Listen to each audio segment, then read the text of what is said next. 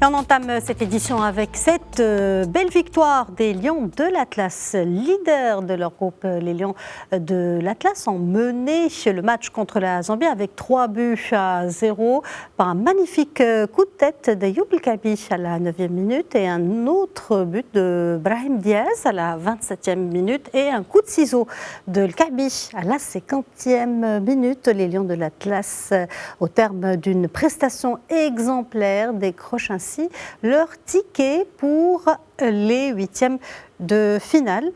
Pour parler de cette belle victoire des Lions de l'Atlas, j'ai à mes côtés mon confrère Anas Bahar. Bonsoir Anas. Bonsoir Sana. Alors un mot sur ce nouveau palmarès, si on peut le dire, cette qualification des Lions de l'Atlas. C'est un soulagement pour les supporters des Lions de l'Atlas de voir non seulement une victoire, mais surtout une belle victoire. C'était la préoccupation des supporters de la sélection marocaine après deux prestations mitigées. L'une où la première mi-temps était un peu plus compliquée, l'autre face au Mali où la seconde, elle aussi, a été timorée. On a vu une sélection marocaine libérée lors de ce troisième match face à la Zambie. Plusieurs choix d'abord qui ont été payants, les changements dans le 11 de Walid Regragui. On n'a plus Sofiane Amrabat ni Jawad Liamir, c'est Naïl El Ainaoui qui a joué de ce poste de sentinelle. Et du côté de la défense, c'est Adam Massina qui a été aligné aux côtés de Naïef Garde. À noter également la première titularisation dans cette compétition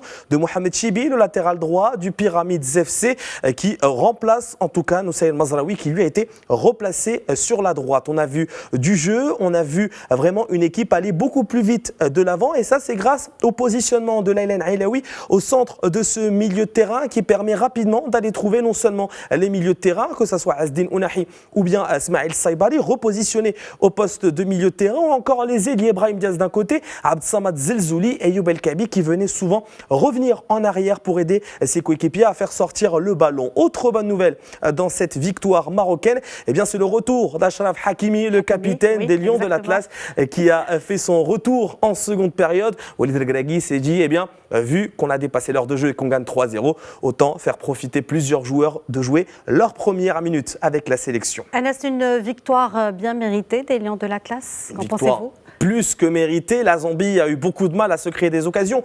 On les a vus être un peu plus dangereux en fin de seconde période, mais à ce moment-là, les jeux étaient déjà faits. Walid Regragui avait même fait tourner son équipe.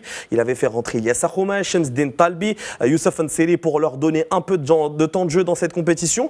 Mais voilà, dans le jeu, on sent beaucoup plus de vivacité, que ce soit de la part des ailiers. On a enfin des vrais ailiers, que ce soit Brahim Diaz d'un côté, qui marque d'ailleurs son 3e but dans la compétition. Ayoub El Kaabi, encore une fois, qui nous a offert un coup de ciseau magnifique pour délivrer cette sélection marocaine en seconde période, alors que la Zambie avait eu quelques occasions de revenir rapidement après la pause. Mais voilà, franchement, en tout cas, je pense que pour les supporters qui étaient présents, que ce soit devant leur télévision ou même dans le stade, on a même regardé le match tout au long de cette soirée, eh bien, on peut être content de cette victoire 3-0. Maintenant, qu'est-ce qui va se passer par la suite ? Il faudra attendre les matchs des autres poules, eh bien, puisqu'on jouera un des meilleurs troisièmes. Il y a possibilité que ce soit le Bénin, que ce soit le Soudan. Donc là aussi, une équipe qui va jouer bloc bas. La Zambie est venue un peu nous chercher. Donc ça a changé un peu la donne du côté de jeu de Walid Regragui. Mais en attendant, le Maroc est premier de sa poule. Le Mali également, il faut le rappeler, est qualifié pour les huitièmes de finale après son match nul face aux Comores 0-0. Il devra affronter le deuxième du groupe C qui sera soit le Nigeria, la Tunisie ou même peut-être l'Ouganda ou la Tanzanie. On verra ça à partir de demain. Mais en tout cas, une bonne nouvelle pour les Lions de l'Atlas. Et on leur souhaite que du bon pour la suite de la compétition. Bonne chance pour nos Lions de l'Atlas. Merci Anas Bahar. Merci pour toutes ces précisions. Merci à vous.